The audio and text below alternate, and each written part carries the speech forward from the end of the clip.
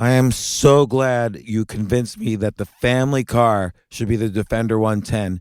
It is so beautiful inside, it's so comfortable, and it just feels indestructible. Yes, it really is. I've been waiting a long time for the new model to come out. The Defender 110, I'm telling you, it's my favorite car of all times. It's my third one. You know, I have stories of going off road. The guy managed the group. He was like, "What are you doing in this beautiful car?" I'm like, "I'm going off road." He's like, "Are you sure? Because you can use one of ours." And then they look like Mad Max cars. I'm like, "No, no, no, no, we're going to do this." And he was shocked. Wow. Well, it's great because the Defender has been reimagined for 21st century adventure, and its unparalleled off-road ability as well as its robust interior are invaluable whether you're headed towards uncharted territory or just a weekend of exploration. The Defender 110 tackles challenging surroundings with absolute confidence. The SUV conveys strength outside and in, featuring peerless technology like an intuitive driver display and an award-winning infotainment system. That's my favorite part, to keep you connected no matter where the journey takes you.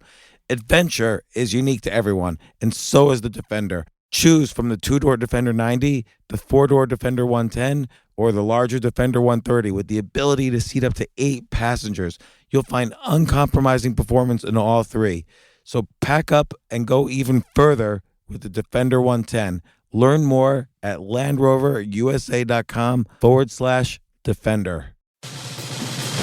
These days, we're all investors, trying to be smart with our money despite our worst impulses. But at iShares, we believe that deep down inside of every investor is a better investor. One that's just waiting to be let out.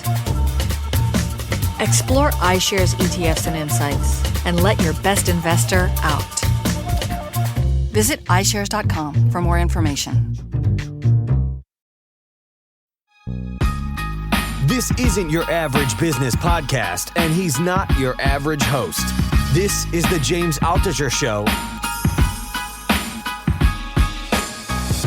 Today on the James Altucher Show.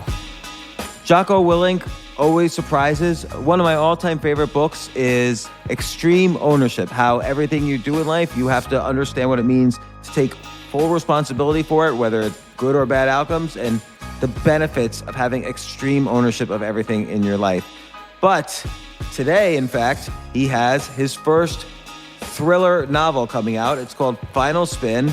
I read it. It kept me on the edge of my seat. It really is a thriller. And I always like it when somebody is, he's been in the Navy SEALs. He has a consulting business, a business that manufactures clothing, Jocko iced tea, which I have a bunch of. And now he is a thriller novelist. Don't try to label people is kind of the overriding message of his career. You could do whatever you want, and that's what I'm always impressed by with Jocko.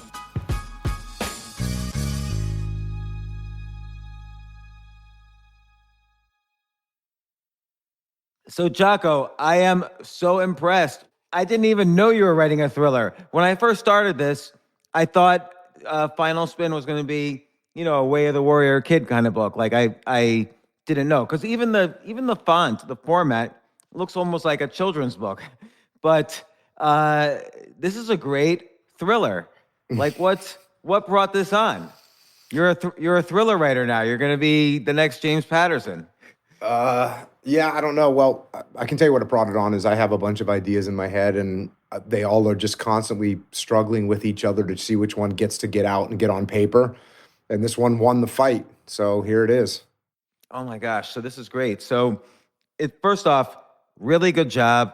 It reminded me of like Brad Thor in that he builds up and the problems get greater and greater. And in a thriller, there's not necessarily twists always, but just you want to find out how our hero gets out of these situations that he or she is in. And this one, you escalate the tension. Things are happening, but there is a kind of metaphor for life in here, I think. Tell me what you were thinking, like when you wrote this. Oh man, there's so many things that I've thought about in my life that are all kind of wrapped up in this book. I mean, clearly one of the themes is about happiness. A lot of that came from when I was a kid. Well, to begin with, as a kid, I always had this underlying I always sensed this sort of underlying like a sadness in the world. And by that I just mean I would look around at the people that I knew, and it seems like things would seldom work out the way people wanted them to. And that's just the reality. So I always felt like, even though if people were putting a smiley face on, that there was always something that was missing, and that underlying sadness and the underlying suffering and turmoil of being a person, being a human in the world, and what you have to go through to kind of suffer through life in many cases. And, and then this is the opposite of this woman that I worked with when I worked at Wendy's when I was a kid. I worked at Wendy's when I was a kid, and there was this woman that worked there who had some form of mental disability. Probably it was just some form of autism.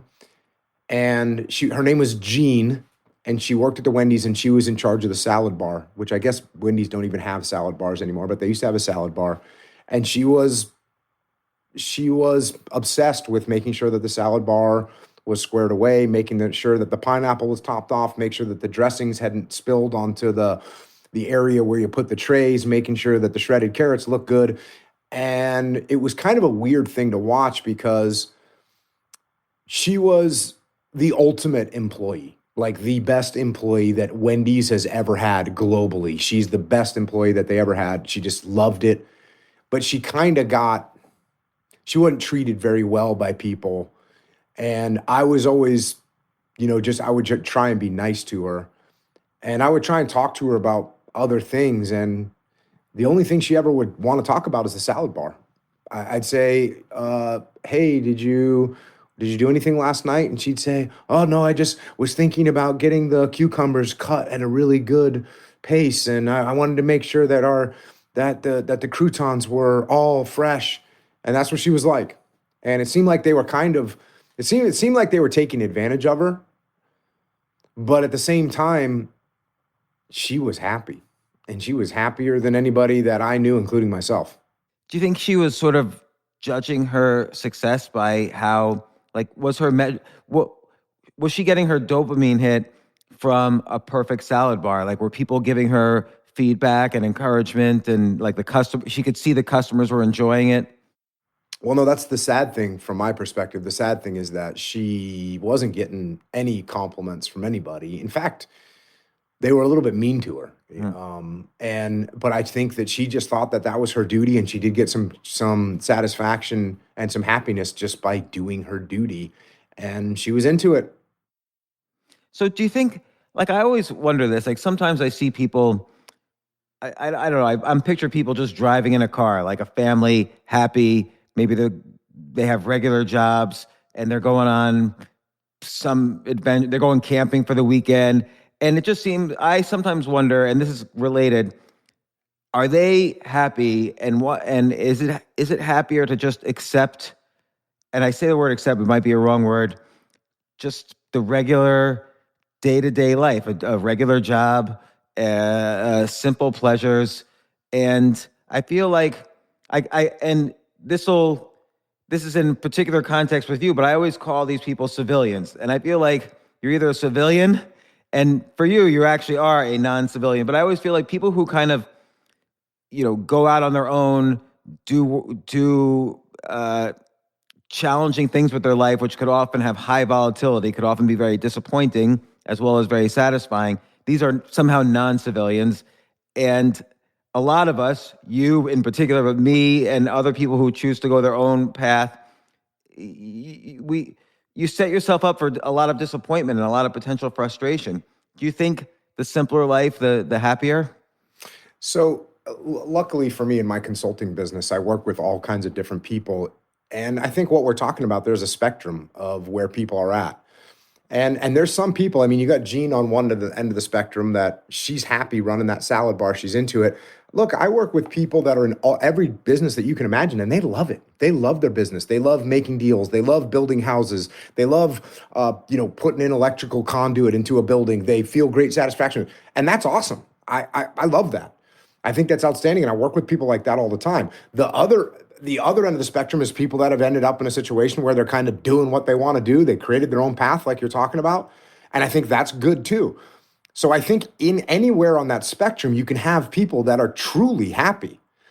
But what this book is about, really, I mean, one of the aspects that this book is about, and the aspect that I wrote it from, was people that don't want to be where they're at. And maybe they should have taken that risk. Maybe they should have made a little bit better moves, and they didn't. And they end up caught in a rut. And that's what happens to, Johnny and Goat, the two main characters. They kind of had ended up where they're at, and neither one of them's happy. Yeah, like you like it says right in the front flap, Johnny shouldn't be in a dead-end job, shouldn't be in a dead-end bar, shouldn't be in a dead-end life, but he is. And I think a lot of people relate to that. And I think some of that is real, like that he might be in a dead-end job, but some of that is also how you're allowed to perceive your life any way you want. Like Jean, you're from Wendy's, perceives her life as great. She's not in a dead-end job. She's in charge of the salad bar, and she gets a lot of pleasure from that. That's her art. How much of that do you think is just self-talk, self-perception? I don't know. I don't know that people that are not where they're supposed to be, I don't know that they can self-talk their way into it. I've been around enough people to experience, and this was a lot of the people I grew up with. And in particular, I don't know if you noticed, the book is dedicated to a kid named Jeff Lang. And Jeff Lang, I don't know what version of copy you have, but Jeff Lang was a friend of mine growing up, and he was like a really talented kid, smarter than me, funnier than me, a better athlete than me, just kind of like a better human being than me. But he made, he was also, I was a very rebellious kid, and he was a little bit more rebellious. So when we were in fifth grade together. That's the only time we actually had a full class together, was fifth grade. We were in the same classroom all day with the teacher. Mr. Parker was his name, as a matter of fact. And, we'd kind of get in trouble. But if Mr. Parker said, "Hey, you two knock it off, or I'm going to send you to the principal's office," I would kind of knock it off, and Jeff wouldn't knock it off. And he'd just go a little bit further. He'd get sent to the principal's office. So he kind of did that. He was just a little bit more rebellious than me. And he ended up, going down the path of drugs and alcohol and that whole thing. And I didn't. And he ended up, when I joined the Navy, the last time I saw him, he talked to me about it. And he said something along the lines of, "I wish I could go with you." And I said, "Well, you can. Why don't you, clean up a little bit, and you can do it." And he looked at me, and I could see the look in his eyes. He actually knew he couldn't. He didn't, he'd been on drugs. He'd been drinking. I don't even know if he completed high school. I don't remember. But so I joined the Navy. I left. And this was a kid that when we were, 8, 9, 10 years old, we would run around the woods playing Army. So it was the perfect job.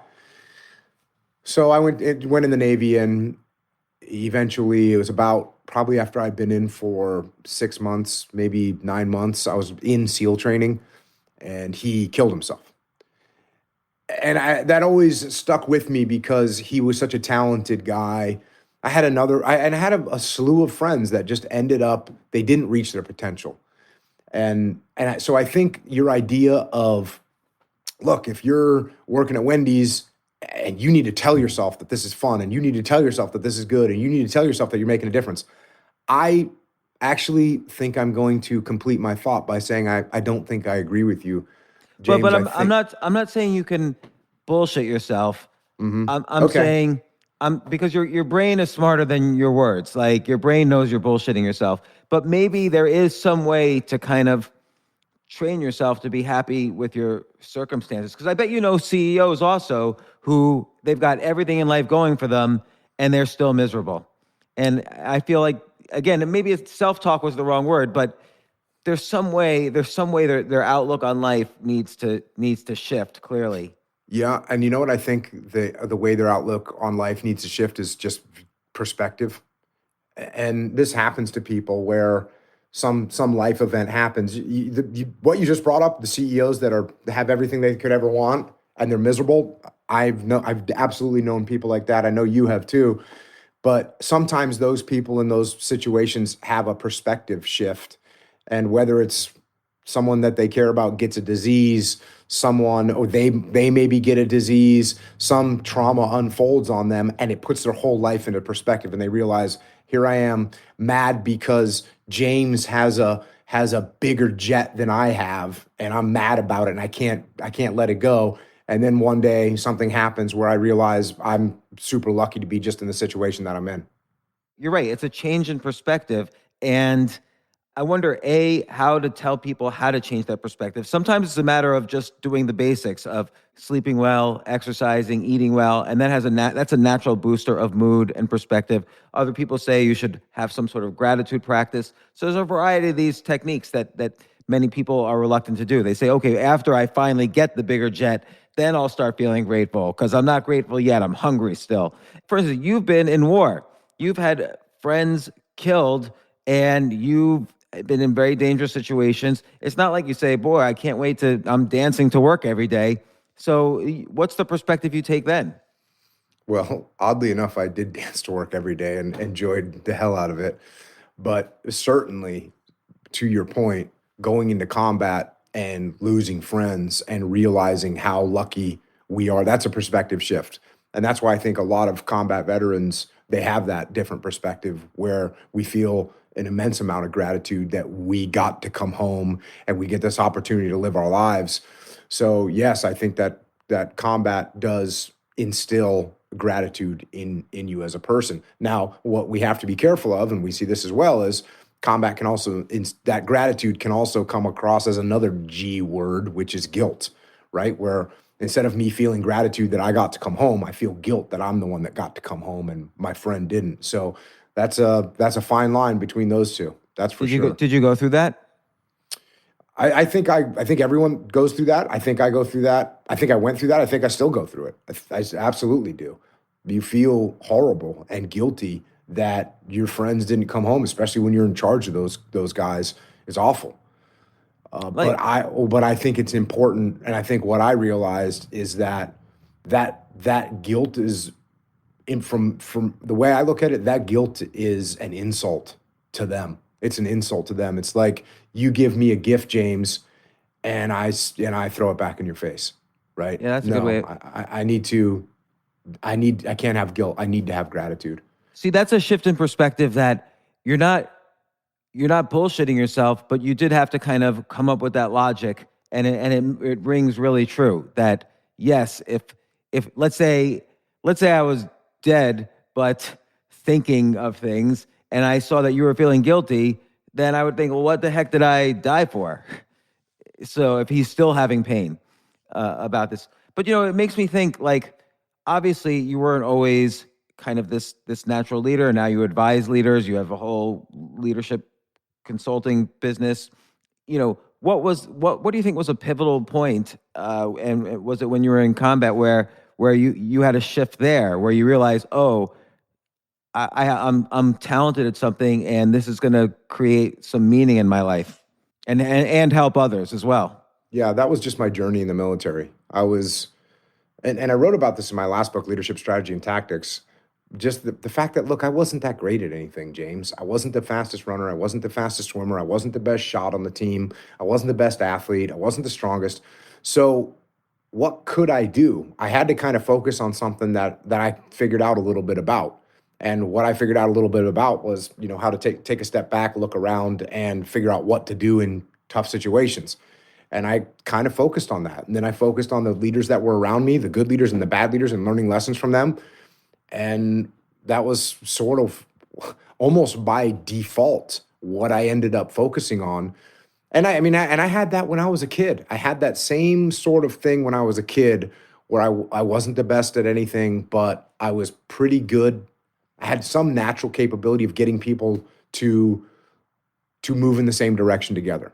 And then I just focused on that throughout my career. And it wasn't an intentional focus for a long time. It was more of a default focus. It wasn't like I said, oh, I want to be a leader. I never consciously thought that until much later in my career, when I had already de facto become a leader. And I think that's one of the things that really is at least a positive move, or at least a positive direction, is when people don't want to be a leader. When you've got, it's like, how do you figure out who's a good candidate for president? Well, just about anybody that really has a deep desire to be president, I don't want them as president because they've got some twisted mentality that want to be in charge of everybody. Now, could there be some benevolent human being that truly wants to be president because they think they can guide the nation in the best way? Sure, that's possible. But I think the 80% is probably someone that has a big ego and wants to be in charge. So I think that's the same with any leadership. And that's why I think, like I said, I kind of de facto ended up there. I wasn't a person that was going, oh, I'm going to be a leader. That's what I'm going to do. I want to be in charge of people. I sort of was good at it, had a natural inclination for it. Maybe I wasn't good at it, but I had a natural inclination toward it.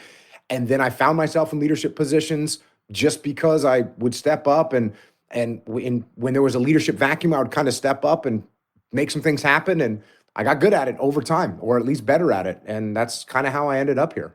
So this is a really important concept. So it's not and I remember from our prior conversations, you often took a leadership role even when you weren't the leader. Like there was, sometimes the leader or the platoon head or whatever you call it, I don't know, wasn't the natural leader, and you would often have to play that role, even though you deferred to the person who was over you.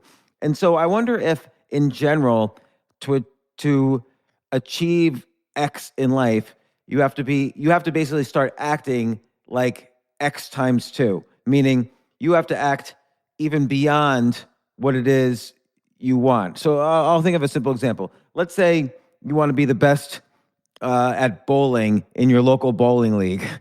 You have to start acting and training as if you were the best bowler in the state. And then along the way, naturally, you'll be the best bowler in your local league. And so here in the military, you weren't just saying or asking for permission, hey, can I be a leader now?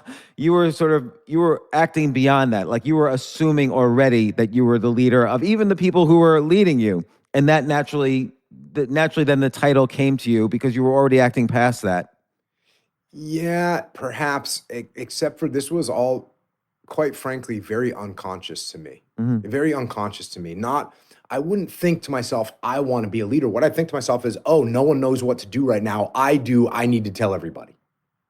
It's just as simple as that. That's literally what it was like for me when I was a young SEAL. Oh, we're in this situation. I'm not in charge. I'm one of the lowest ranking guys, but I'm looking around. I can see what we need to do. No one seems to be making a decision. I'm just going to make a decision. Not because I wanted to be in charge, but just because I wanted to help the team. So yeah, I wouldn't say I had this conscious thought of I'm going to become a leader. It's just sort of where I ended up. But like the CEOs you deal with, they want to be better leaders, and they have to consciously think of it.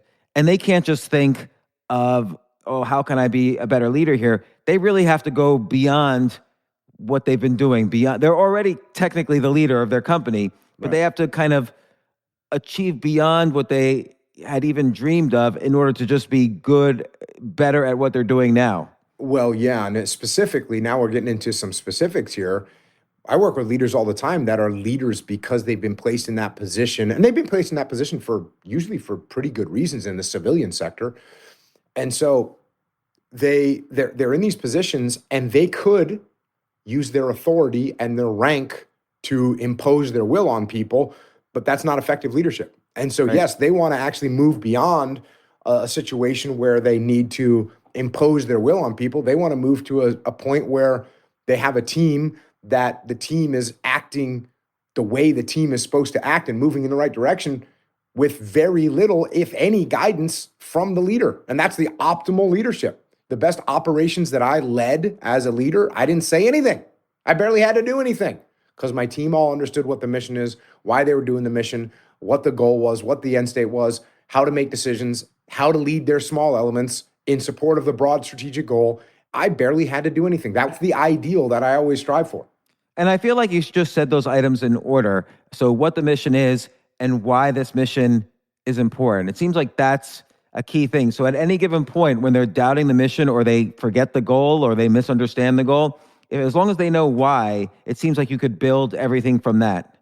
Yes, why is a critical element of utilizing decentralized command because now the team, if you just tell people what to do and something changes, well, now they're stuck.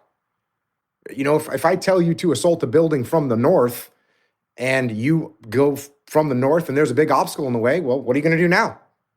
You can't do anything. I told you to assault from the north. There's an obstacle you can't get through. If I say, hey, I need you to assault this target building, and the reason why I need you to do that is because this is a place that's going to launch attacks on our other base.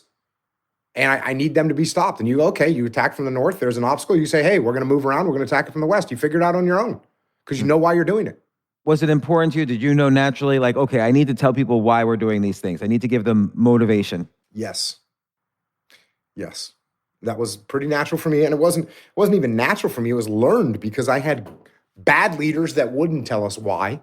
And I had good leaders that would tell us why. And I always said, well, why is it really enjoyable to work for this guy, but it's horrible to work for this guy? Oh, this guy's just imposing his plan upon us. And this guy is telling us why we're doing it and then kind of letting us come up with our own plan. Way better. You know, and this all started off because the characters are unhappy because they're in a job they shouldn't be. And in fact, like Johnny, the main character, reminds me of how you described your friend Jeff Lang, which is probably why you dedicated the book to him. And Artie, another main character, reminds me of Gene. So, you know, you were thinking about these things. What do you tell people who feel like they're in a dead end job or life's not going their way, but they've got that mortgage, they've got these responsibilities? Maybe it's even a CEO who amped up his lifestyle. Now he's just got to continue it because he can't back down now, but he's unhappy. What do you tell them? What you have to do is you have to think strategic instead of tactical. So those are some military terms, but strategic means I'm going to think long term. Tactical means I'm going to think short term.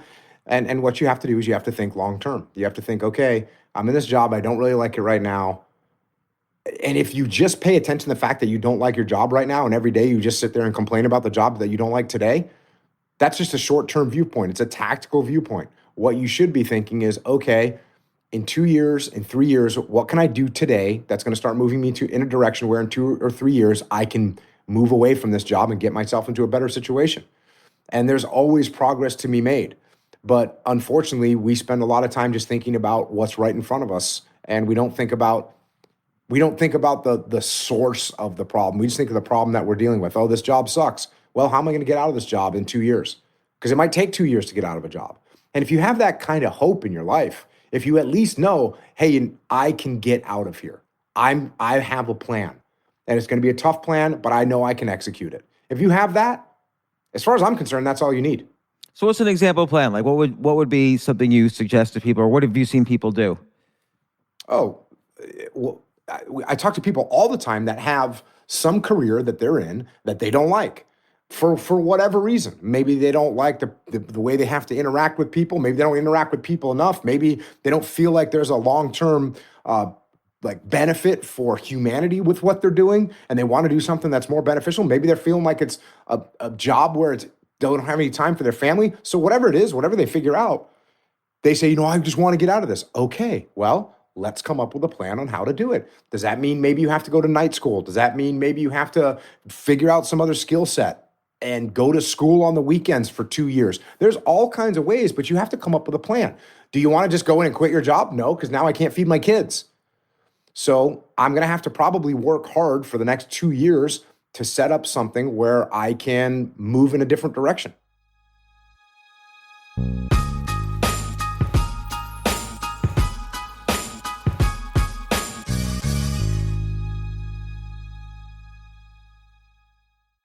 Oh my gosh, I love these clothes. Mizzen and Main, that's Mizzen and Main. It really is the most comfortable work clothes.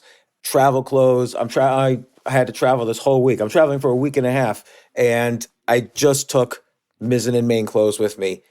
Close out 2023 in style with comfortable, breathable, packable, and machine washable pieces from Mizzen and Main.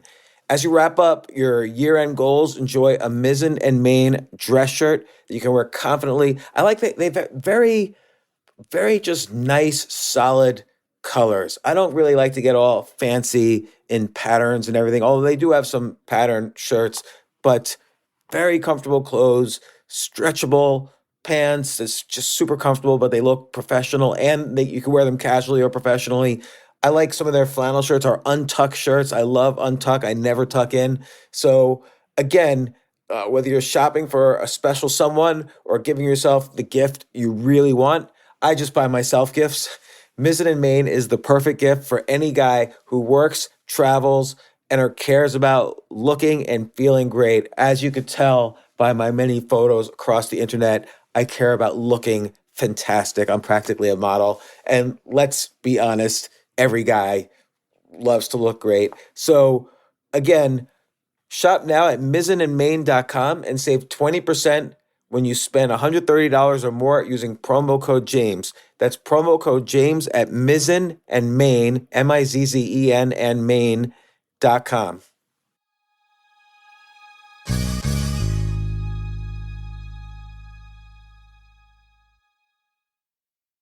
You know what I love about fantasy sports is that even though I'm not going to be a great basketball player or a baseball player or a football player or whatever, I feel like I get to participate and make decisions and use my knowledge of these different leagues or these different sports to compete.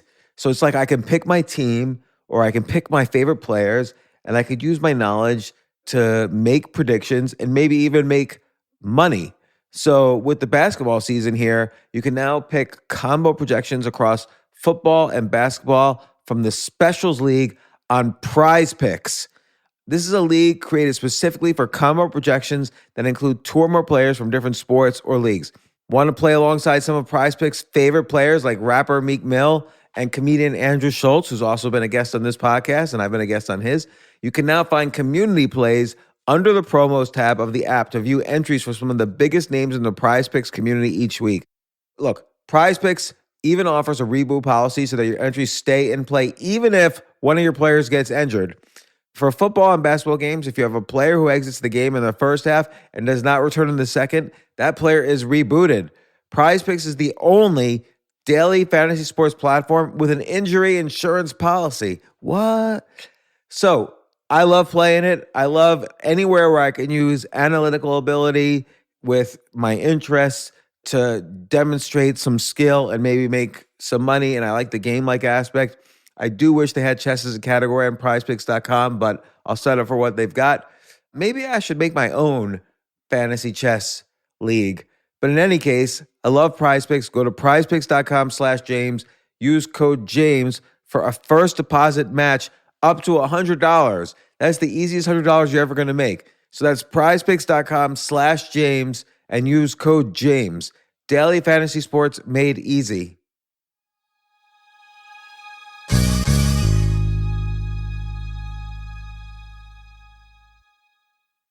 The future of learning is definitely online. Like, it's such BS that you have to spend $200,000 or take $200,000 in loans and go to some fancy school when it's useless. It doesn't guarantee you a job. Most employers, including me, do not care about degrees or grades or anything like that. We want to care that you love what you're doing, that you know what you're doing, in some cases that you have experience or that you're willing to learn. But people in general love learning and are curious. Like, the key to success is curiosity. And I think masterclass.com is the perfect model for online learning. I'm really happy they're sponsoring this episode. If you're going to give a gift, give the gift of learning. Masterclass makes a meaningful gift this season for you and anyone on your list, because both of you can learn from the best to become your best, from leadership to effective communication to cooking. Let me tell you some of the classes I've taken. I've taken comedy from Steve Martin. I mean, can you believe I can take a class from Steve Martin on comedy, or Judd Apatow, my favorite comedy director? I could take an actual class from him on writing. Wolfgang Puck on cooking. Dan Brown on writing, or Judy Bloom, who's been on this podcast, on writing. By the way, Wolfgang Puck also has been on this podcast. It's such a pleasure. I try to take classes all the time from masterclass.com. And whether you're watching Masterclass on TV or listening in audio mode in the app or on their site, the quality speaks for itself. It's like these Masterclass instructors are your own personal mentors that are going to help you reach the next level. How much would it cost to take one-on-one classes on comedy from Steve Martin or on chess from Gary Kasparov. You just wouldn't be able to do it. But it would cost hundreds of thousands of dollars. With a masterclass annual membership, it's $10 a month. Memberships start at $120 a year for unlimited access to one-on-one classes with all 180 plus masterclass instructors. So it's not just $120 for one instructor. You get all 180 plus masterclass instructors. Boost your confidence and find practical takeaways you can apply to your life and at work. And if you own a business or are a team leader, use Masterclass to empower and create future-ready employees and leaders. That's the real education in today's world. So this holiday season, you can give one annual membership and get one free at masterclass.com/JAS. JAS, of course, stands for the James Altucher Show. So right now you can get 2 memberships for the price of one at masterclass.com/JAS. Masterclass.com/JAS. Offer terms apply.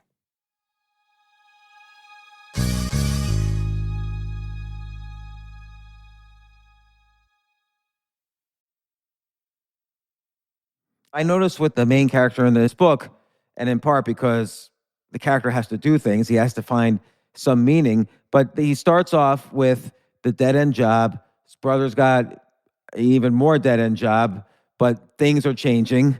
And, I could say this because it's actually written in the description of the book, so it's not revealing anything.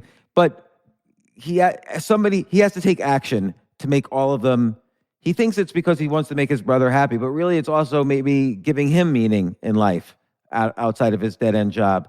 And it seems like even in this case where they can't quit for 2 years, but they want to spend more time with their family, perhaps even now they could spend a little bit more time with their family or a little bit more time writing their first novel or whatever, just something which is in the direction of meaning as well. They don't have to necessarily wait 2 years. Yeah, absolutely. Johnny didn't wait. Johnny didn't wait. And Johnny's thinking very tactical. How do I solve this problem that's right in front of me right now? What's the quickest way for me to do that? If he could have maybe thought a little bit more strategic, maybe he could have figured out a way to solve this problem a little bit longer term and got through some bumps in the road. It would have been challenging, but he's thinking tactical. He's thinking, how do I solve this problem that's right in front of my face? Oh, I know. Here's a plan. They come up with a plan, and it's a tactical plan. It's so tactical that as you're hearing the plan, it's uncomfortable. I mean, as you're thinking through the plan that they're going to execute, and it's uncomfortable because you know it's a short-term plan from the get-go. Right. You kind of have a sense it also says in the flap, this is going to end badly. But you kind of have a sense anyway, something's going to go wrong here because these aren't the brightest people. They've never done it before, and they're going to attempt something extremely risky. And that's a perfect setup for bad things could happen. But by the way, when I was reading this, and I think it's fair to say it's something's happening with a laundromat. They're trying to buy a laundromat. And I love, by the way, that aspect of the book also, because even in talks, I always think the best business one can do is, and I literally say this when I give a talk, is buy a laundromat because it's a good cash business. Usually the old owner didn't upgrade the equipment or didn't do any marketing, but the reason it's profitable is because it's already in a good location. So there's easy things you could do to improve the laundromat.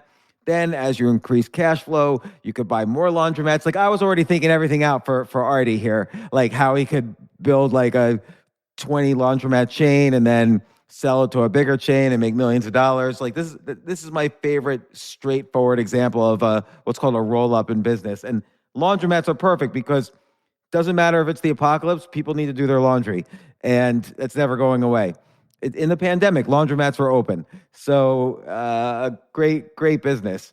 But yeah. Well, I wasn't really thinking it from the business perspective. That's another kind of underlying theme in the book is that people get obsessed with things. Humans get obsessed with things, whether it's jujitsu or surfing or guitar or archery. These are 4 things that I have become obsessed with in my life and have a bunch of friends that are totally obsessed with those things. And you and I could probably name off a bunch of friends that are obsessed with things that we can't even understand why they're obsessed with them. And so for me, I try to think of the thing that would be hardest to become obsessed by, and that thing landed on laundry. There's also for me, I was explaining to my one of my older daughters the other day, there's a class elevation in life when you're out on your own, and a big step up the socioeconomic ladder is when you have your own washing machine and dryer. And if you've ever lived in a place where you didn't have a washing machine and a dryer, then you got to go to the laundromat. And that's a whole group of people. Yeah. And for me, I remember when I finally got a place where I didn't have to go to the damn laundromat. And it was, before that one is a parking space. If you live in an urban area, if you have your own parking space, that's a huge step up in the socioeconomic ladder. Yes, I have my own parking space. Shortly after that one is, oh, hell yeah, I've got a washing machine and dryer. So that was another thing that I thought about. For me, like when I first realized, oh, I'm doing okay in life, is when I realized I could buy a VCR whenever I want. Like I could just go out to the store and buy a VCR and it doesn't like impact me financially. Yeah. So people won't remember what a VCR was, but you watch movies with it. Yes, as opposed to Netflix. Yeah. So again, you decided did you like outline this out? Did you think of the arc of the hero? Like what kind of method did you use to write this book?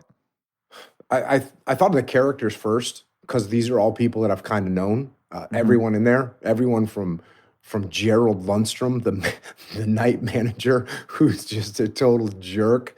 I've worked for plenty of Gerald Lundstroms. I've known Johnnies. I've known Goats. I've known Artie. So I had all these characters in my head, and then it was just put them in the world and let's see where this thing goes. And that's exactly what I did.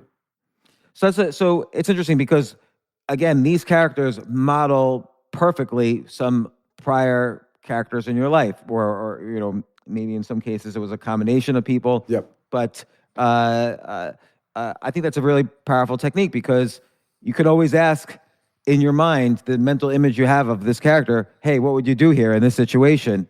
And then they can do it in the book. And then, of course, there's escalating problems.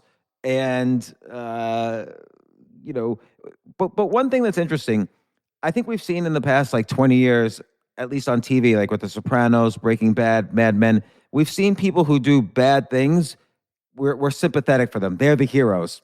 And Johnny's not always, I won't reveal anything, but he's not always doing everything on the straight and narrow.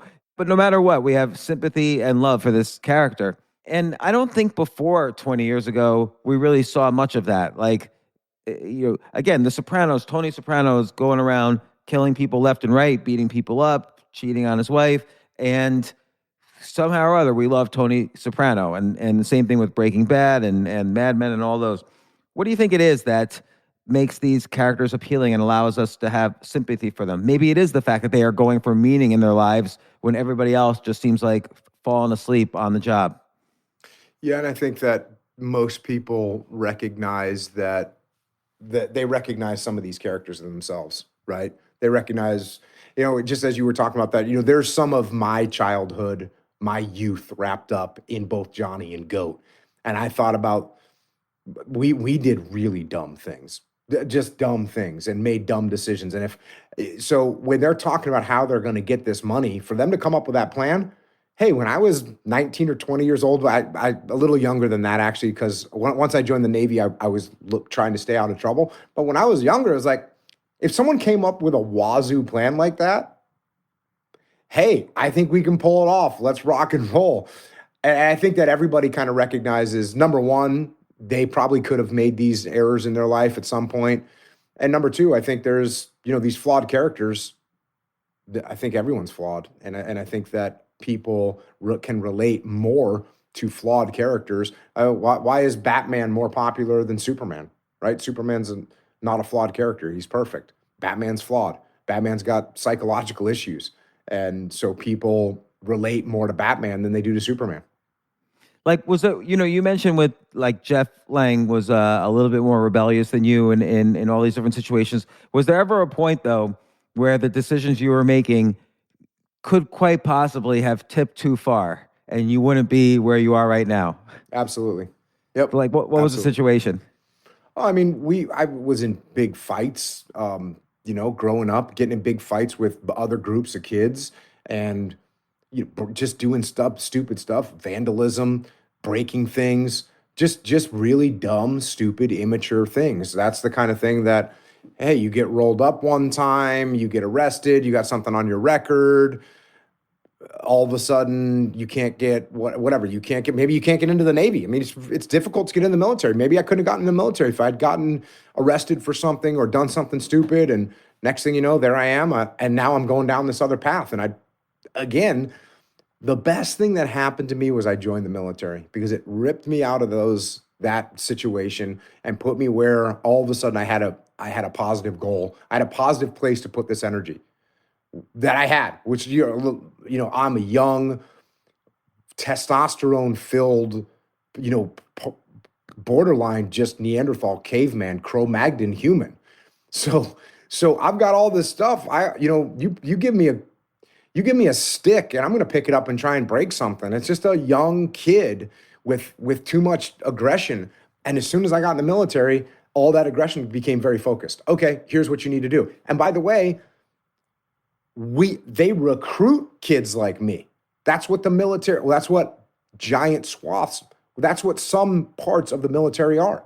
They take kids that want to fight. Why would you not want a U.S. Marine that you want a U.S. Marine that wants to fight? You want someone in the SEAL teams that wants to fight, that wants to engage in combat. That's what your job is. You're not looking for somebody that's going to, paint a masterpiece. That's not what you want. You want someone that's going to utilize a belt-fed machine gun to inflict murder on people. That's what you want. And I was very lucky because that was me. And there you go. I signed up for the Navy. I squeaked through getting into any major trouble when I was a kid. And next thing you know, I'm in the Navy, and they took this aggression and said, yep, that's exactly how we want you to be, but you got to focus it over here. Cool. I'm in. What about the kids who couldn't focus it? Like, did you ever see them kind of just go crazy in the Navy? Oh, in the SEAL teams, yeah, absolutely. Guys would get in big trouble. I mean, there's all kinds of stories. I mean, there's been stories in the news lately of guys getting in trouble, guys doing things that were over the line, and they weren't contained properly by their leadership. That absolutely happens. Here's a stupid question. I always imagine when two people get into a fight, it'd be pretty easy to accidentally kill someone. Like, you're a strong guy. Like, if you just hit someone like hard in the face, isn't it gonna like give them a concussion? They might die. It's one of those random things where it's very difficult to kill someone, and yet the coincidental or the perfect shot or the unlucky shot, you can kill somebody very easily. There was a case out here in San Diego, like a couple surfers got into a fight, and one of the surfers hit the other surfer. The guy fell down, hit a curb, dead. Like one punch and the guy's dead.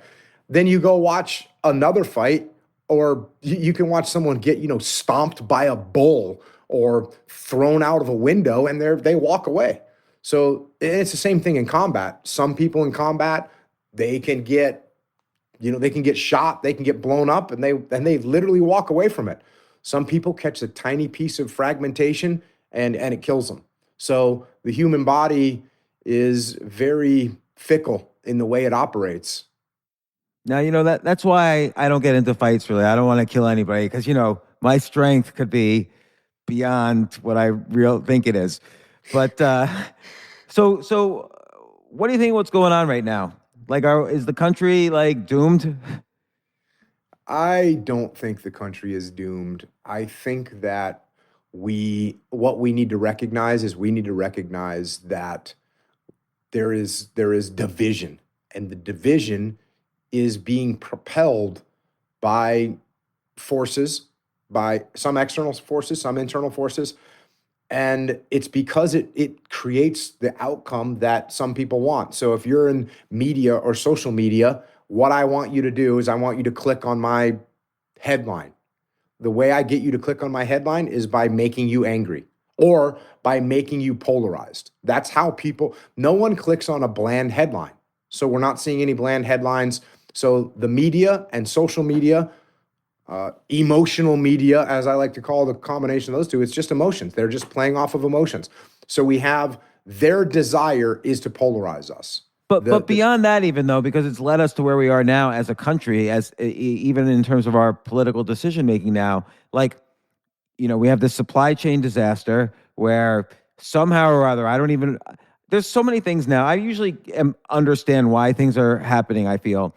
But now I don't really understand why the supply chain is the way it is. I don't understand why nobody can, like, you go to the average hotel or restaurant, there's nobody working. They're always understaffed now. Every company now, big or small, is understaffed.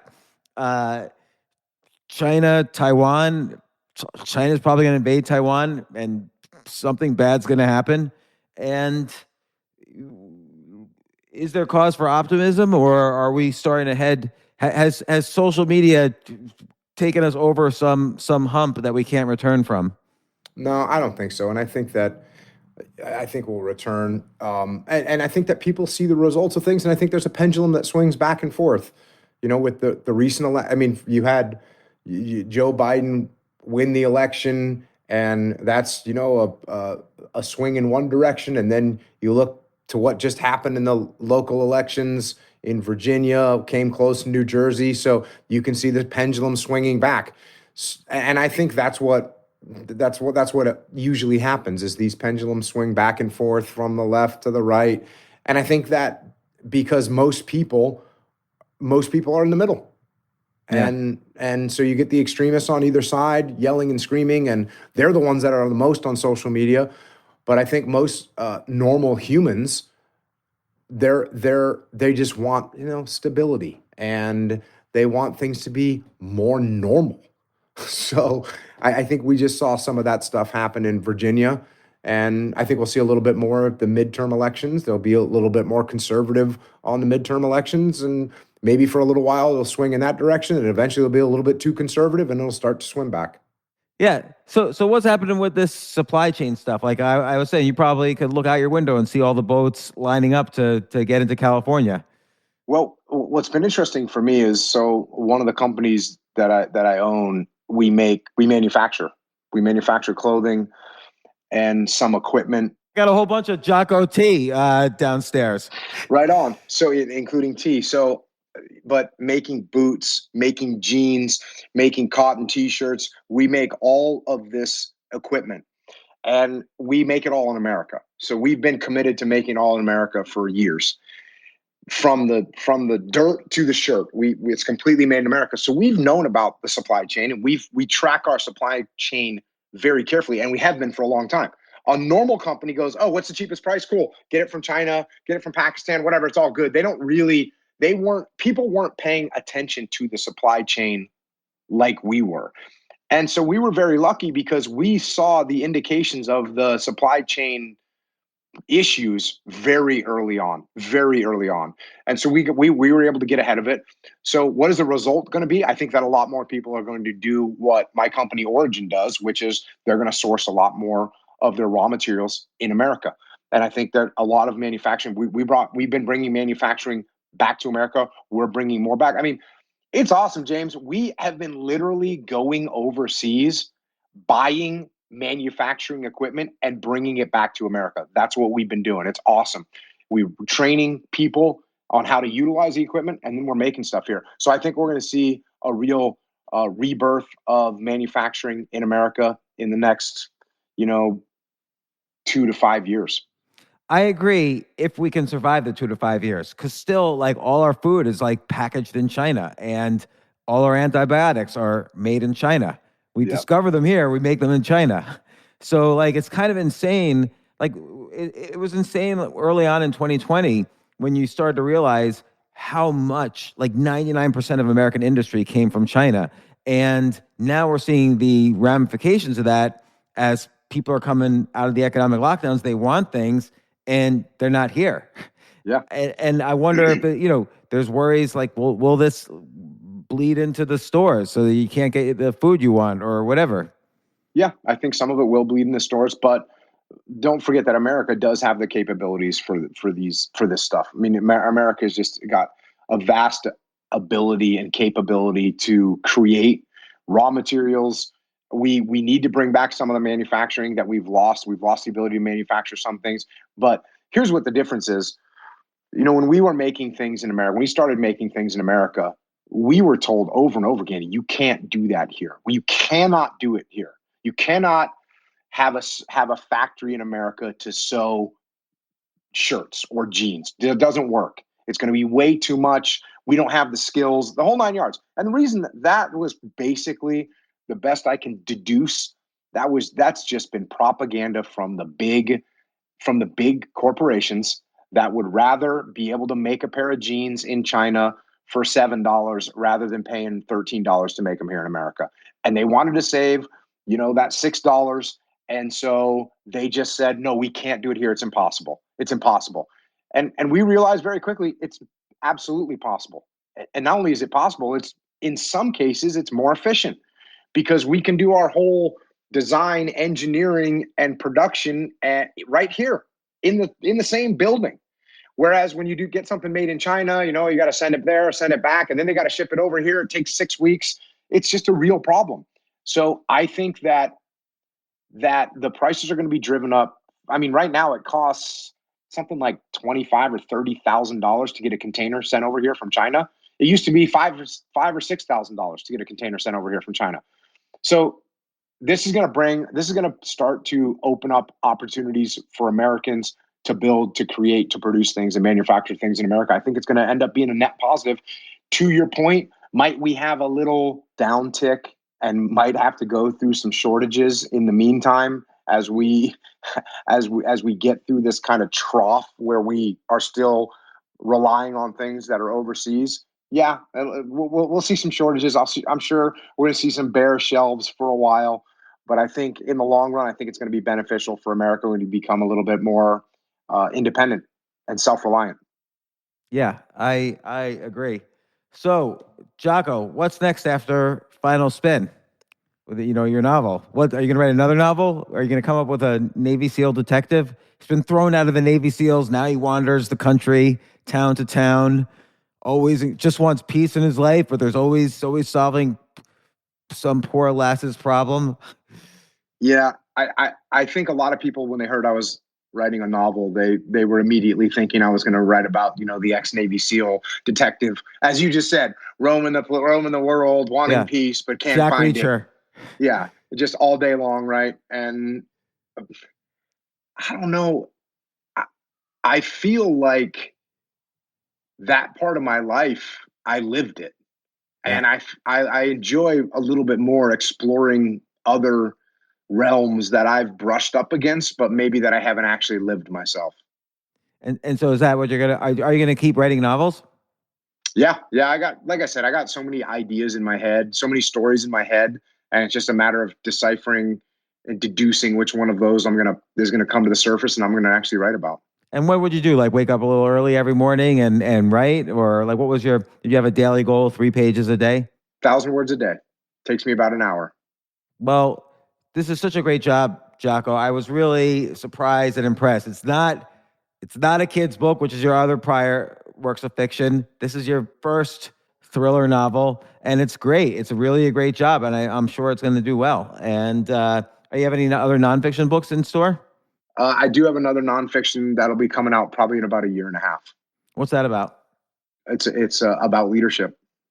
All right. Well, what's it called? The trichotomy of eco disciplines. Let me write that down. Trichotomy of eco disciplines. That might be it. Do you want to co-author it with me? Sure, I'd co-author anything with you, but I'm not qualified. You're the natural leader here.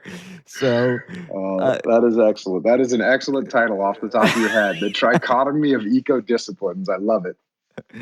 Well, thanks so much once again, Jocko, for coming on the podcast. You always have something new to say and something new to do, and I think it's inspirational all the ways you find meaning and passion and motivation in your life. Like it's not just a corporation. It's not just writing, books on leadership.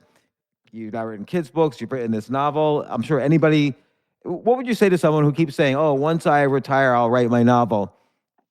I would say what I just said, 1,000 words a day. 1,000 words a day. Wait. write 1,000 words a day. The opportunity to you can publish anything right now.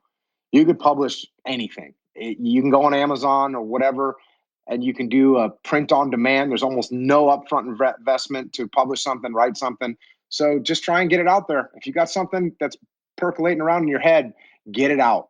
What was the hardest part when you were writing this? Like, did you have a hard time figuring out how to escalate the problems, or what was an issue?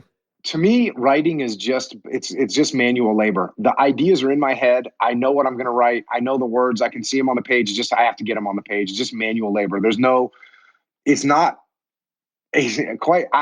hard. It's not hard for me. I don't sit there and struggle. I have never had like a block where I'm not sure what's going to happen. I don't know. It's all just in there, just waiting to come out, man. Well, I'm looking forward to the next novel, the next nonfiction book, and anything else. So, Jocko, once again, thanks for coming on the podcast and sharing with us. Awesome, man. Well, hopefully I'll get to hang out with you in person sometime again. It's been a while since we did that. Yeah, I know. I wonder if people will. I mean, in general, people enjoyed the remote lifestyle, and I wonder how much people are going to want to travel. I have to travel a lot in the next few weeks, actually, but it's the first time in a while. Yeah. And you got rid of your comedy club up in New York? Yeah, I sold my piece of it and moved out of New York. And it's definitely interesting. I've lived in and around New York all my life. And it's definitely, and not that New York's bad at all, but it's definitely interesting getting a different perspective on life now, like living a much more isolated life. So I'm enjoying that. Awesome, man. Well, hey, great talking to you. I look forward to seeing you at some point, hopefully in the future. Definitely. Thanks, Jocko. All right, man. We'll talk to you later.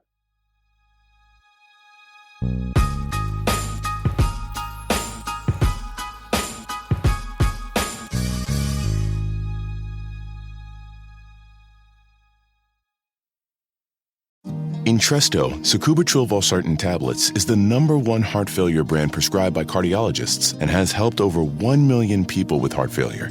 It's a prescription medicine that treats adults with long-lasting chronic heart failure and works better when the heart cannot pump a normal amount of blood to the body. Don't take Entresto if pregnant. It can cause harm or death to an unborn baby. Don't take Entresto with an ACE inhibitor or aliskiren, or if you've had angioedema with an ACE or ARB. Don't take with aliskiren or within 36 hours of taking an ACE inhibitor. The most serious side effects are angioedema, low blood pressure, kidney problems, or high blood potassium. Angioedema is swelling of your face, lips, tongue, and throat that may cause death.